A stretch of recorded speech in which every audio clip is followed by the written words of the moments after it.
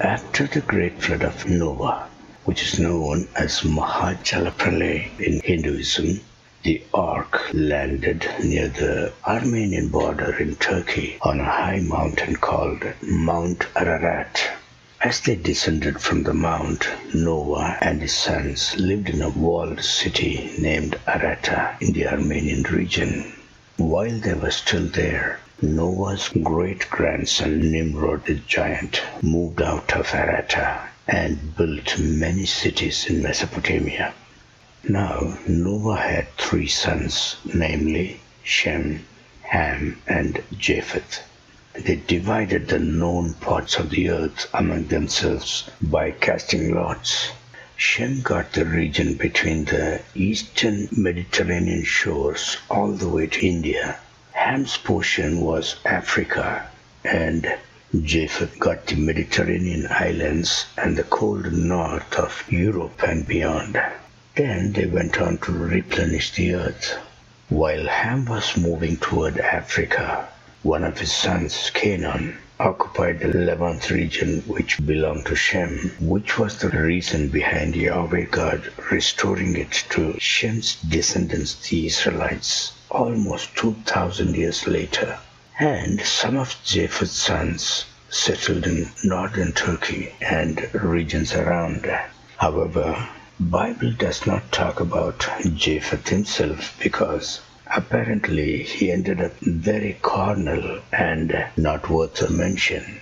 However, there is a claim among some scholars that Japheth went to the Russian region along with one of his sons, Meshach, and they say that Moscow is named after Meshach. The continuation of the story can be found in the Hindu literature Mahabharata because it also covers the same time period of human history. This is why the ancient history of India has a bearing on the biblical genealogy and history. Abraham's forefather, the ancestor of all the Semitic people, was Shem, the founder of ancient India, whom the Indians call King Bharat. In fact, ancient India was founded on a coalition between Noah's son Shem, the Bharat, and his nephew Kuru, Kuru being the son of his brother Japheth, who is known as Yayati in Hinduism. Noah made Shem the king over the Kuru's people. When that happened, there was some resistance, which bloomed into the Battle of Haryupia, in which Noah and Shem won.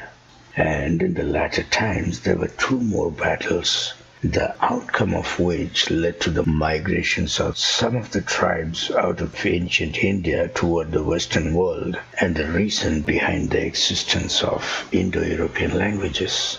By the way, Mahabharata states that Kurus came from Uttara Kuru, meaning northern Kuru, which is assumed to be the Siberian region, and their tribe was called Kuruvansh.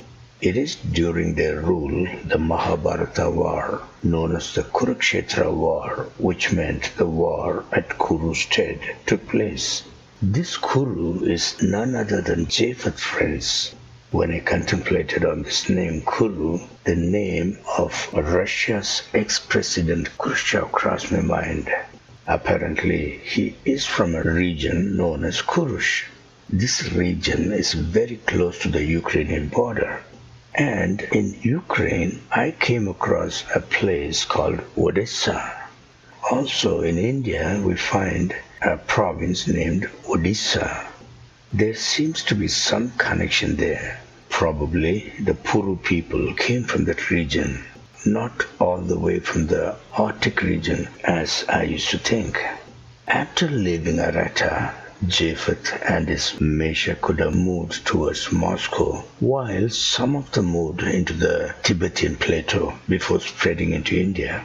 I say this because Mahabharata doesn't mention anything north of Kailash, which is in Tibet, which is their spiritual Meru mountain, the navel of the holy earth.